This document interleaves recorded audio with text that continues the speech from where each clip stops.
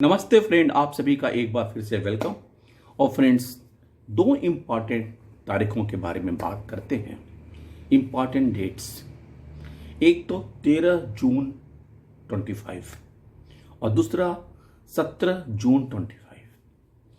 ये दोनों डेट्स हमारे बैंक एम्प्लॉई साथियों और रिटायरीज दोनों के लिए थोड़ा इम्पॉर्टेंट होने वाली है, अहम है।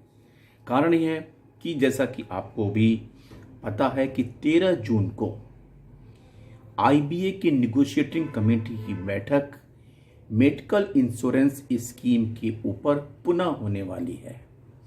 और इसके पहले ये मीटिंग 21 मई को संपन्न हुई थी।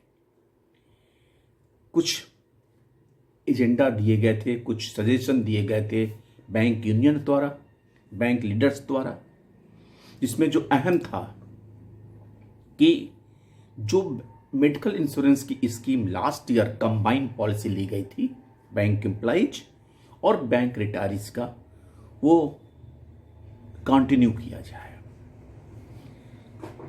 इसके अलावा ये था कि जो कवरेज अमाउंट है बेस पॉलिसी का, उसको इन्हांस किया जाए और उसके 3 कैटेगरी बनाए जाए: workman staff, officers up to scale 5 and officers scale 6 and above.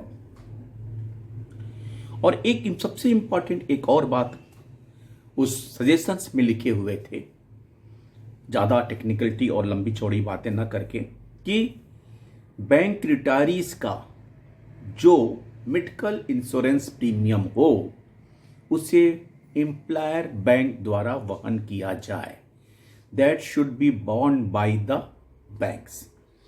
ये बड़े इंपॉर्टेंट 3 मुद्दे थे, जिसमें सबसे बड़ा अहम मुद्दा है कि अगर बैंक रिटायरीज के मेडिकल इंश्योरेंस को बैंक बियर करती है तो ये स्कीम ऑटोमेटिकली अफोर्डेबल हो जाएगी रिटायरीज के लिए, क्योंकि रिटायरीज को इस इंश्योरेंस लेने के लिए, आईबीए इंश्योरेंस को लेने के लिए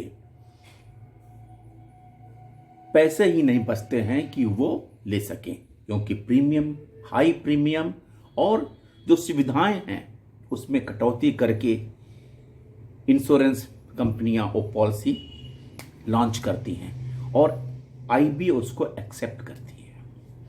देखिए, 13 जून को पुनः मीटिंग होने वाली है। यूनियन कितना अपना दम रखती है, यूनियन के बाद में कितना वजन होता है कि आईबीए उसको एक्सेप्ट करती है और आगे बढ़ती है। 13 जून को ये बातें थी। दूसरी बात है, 17 जून को सीएलसी के साथ बैंक यूनियंस, बैंक रिप्रेजेंटेटिव्स की मीटिंग होने की। ये सीएलसी की मीटिंग को अगर आप पुनः पूरा प्रयास देखें तो ये जो कि स्ट्राइक की कॉल यूनियंस ने दी थी और उस कॉल के अगेंस्ट में सीएलसी ने इन्हें कॉन्सिलेशन मीटिंग के लिए बुलाया और 2 बार मीटिंग हो चुकी। एक 21 मार्च 25 को, दूसरा 29 अप्रैल को और अब तीसरा 17/6 को होने की उम्मीद है। लेकिन इन सब मीटिंग्स के अगर आप मिनट्स देखें तो क्या उसमें कुछ हम सफल रहे, नहीं सफल रहे, उसके बारे में एक निगाह देखते हैं। जो 21 मार्च 25 को जो मीटिंग हुई, कॉन्सलेशन मीटिंग हुई थी, उसमें जो मुद्दे टेकअप किए गए थे डिस्कशन के लिए: adequate recruitment in all cadres. सबसे पहला जो मुद्दा था वो ये था कि adequate recruitment in all cadres. Second था आपका review of directives on PLI issued by DFS. Third मुद्दा था safety of employees and officers in branch premises against assault by unruly elements and the customers. Fourth point था filling of the post of workman directors in public sector banks. Fifth था resolution of residual issues pending with IBA. और हालांकि जो हमारे residual issues हैं वो भी काफ़ी पेंडिंग हैं। उसके बारे में आईबीए ने एक लाइन में जवाब दिया था। IBA informed that 2 rounds of discussion have already taken place on 26 August 24 and 13 March 25। Further discussion will continue to find amicable solution. जबकि 6 महीने का टाइम बाईपार्टाइट सेटलमेंट में दिया गया था कि 6 महीने के अंदर जो भी रेजिडुअल इश्यूज हैं उन पे हम डिस्कस करके अमिकेबल सेटलमेंट करेंगे।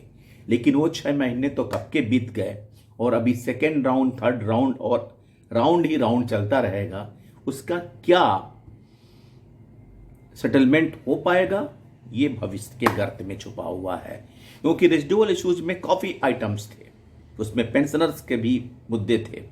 8088 पॉइंट मर्जर, डीए मर्जर के बारे में था, यूनिफॉर्म डी के बारे में था, एक्स ग्रेसिया रिव्यू था। इन सब बारे में कोई डिस्कशन सीएलसी के मीटिंग में नहीं हुई थी। 7वां इनका पॉइंट था income tax on perquisites, maintaining 51% of capital in IDBI bank, outsourcing permanent jobs in banks, unfair labour practices in banking industry. ये सब मुद्दे 21 मार्च के कॉन्सलेशन मीटिंग में डिस्कस किए गए थे। पुनः 29 अप्रैल को जब कॉन्सलेशन मीटिंग हुई तो उसका जो फर्स्ट पॉइंट था डिस्कशन का, पीएलआई स्कीम। पीएलआई स्कीम के बारे में यूनियन का जोर था कि जो डीएफएस ने PLI scheme scale 4 and above officers के बारे में लॉन्च किया है उस पर रिव्यू करे। लेकिन उस बारे में अभी ऐसा कोई डीएफएस का डिसीजन नहीं आया है। रिक्रूटमेंट की बातें हम पिछले 10 साल से कर रहे हैं, क्या रिक्रूटमेंट होना है। हालांकि बैंक अप्रेंटिसशिप से ही लोगों को भर रही है, तो रेगुलर रिक्रूटमेंट कितना होता है इसके बारे में कुछ कहना मुश्किल है। लेकिन अभी रिसेंटली बैंक ऑफ बड़ौदा में 500 के करीब सब स्टाफ का भर्ती के लिए जब वैकेंसी आई तो आईबीए की चिट्ठी आ गई कि हमारे ही प्रयास से हुआ है। खैर छोड़िए, सिक्योरिटी के बारे में बात हुई और 5 डे बैंकिंग। और 5 डे बैंकिंग के बारे में जैसा कि हमेशा होता है, the representative of DFS submitted that the matter is under discussion in the ministry. It is decided that CLC may write to letter to the secretary DFS in order to expedite the decision as soon as possible. CLC ने secretary DFS को पत्र लिखा अथवा नहीं लिखा, इसके बारे में या तो यूनियन बताएगी या तो डीएफएस बताएगी, या कॉन्सलेशन मीटिंग में पता चलेगा कि वाकई लिखा कि नहीं लिखा। लेकिन इसकी संभावना कम ही लगती है। आउटसोर्सिंग ऑफ परमानेंट जॉब्स, और ये एक मुद्दा ये था कि आउटसोर्सिंग ऑफ परमानेंट जॉब्स के बारे में यहाँ पे एक बातें इंपॉर्टेंट पैरा जो लास्ट में था उनके कॉन्सलेशन मीटिंग में जो सीएलसी की तरफ से लिखा गया था, at this juncture it is painful to reveal herein that despite repeated advices bank management are not serious in making their representation in the conciliation meetings held by the Chief Labour Commissioner Central, which is the apex level forum entrusted with the responsibility to maintain industrial relations among undertakings throughout the country. Such attitude does not only lead to undermine the dignity of authority, but also frustrates the whole exercise towards maintenance of industrial relation. Therefore, all the banks are once again advised to depute only senior level officers as the representative who are able to take decision and contribute towards amicable settlements. अब देखिए 17 जून को जब constellation meeting होती है तो क्या होता है, कुछ एमिकेबल सेटलमेंट्स होते हैं अथवा नेक्स्ट डेट के लिए एडजॉर्नमेंट होता है।